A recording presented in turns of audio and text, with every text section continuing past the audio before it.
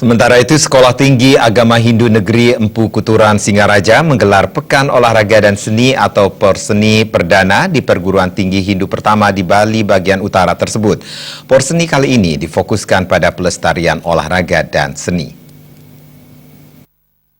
Penelitian dan pengabdian pada masyarakat. Ketua Staf Negeri Empu Kuturan Singaraja, Profesor Imade Sweta mengungkapkan, Porseni Perdana sebagai upaya meningkatkan mutu sumber daya manusia para mahasiswa, sehingga setelah menamatkan pendidikan dapat menjadi pencerah di masyarakat. Profesor Sweta menilai, pengabdian kepada umat harus tetap menjadi hal yang penting, terlebih para mahasiswa akan terjun ke khalayak ramai nantinya. Sarjana dan ilmuwan yang mampu membina di bidang agama Hindu dan seni budaya, termasuk olahraga tentu sangat diharapkan. Porseni Perdana juga sebagai langkah awal membina mahasiswa menuju lomba karya tulis ilmiah tingkat nasional yang akan dilaksanakan di Palu, Sulawesi Tengah.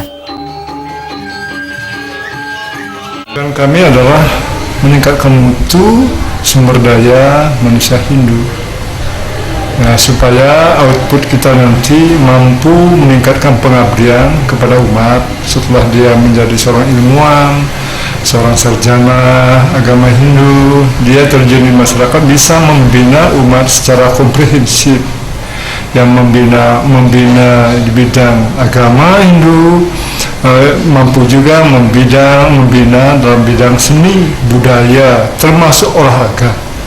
Karena sebagaimana layaknya perguruan tinggi kampus, kita memang mengembangkan ilmu pengetahuan teknologi, olahraga, dan seni budaya. Itu harus kami kembangkan secara terpadu, secara komprehensif. Sementara itu, panitia pelaksana Nyoman Swardika mengatakan, lomba bertujuan menggali bakat mahasiswa dalam hal budaya, karena pada dasarnya perguruan tinggi bukan hanya pada tataran sastra, tetapi juga kebudayaan dari agama itu sendiri. Cabang seni yang dilombakan dalam Porseni kali ini itu ada 10, yaitu ada yoga olahraganya, kemudian ada Dharmawacana bahasa Indonesia, bahasa Inggris, kemudian ada apresiasi sloka, apresiasi palawakya, kemudian ada kaligrafinya, kemudian ada tarinya, kemudian juga ada cipta lagu kerohanian.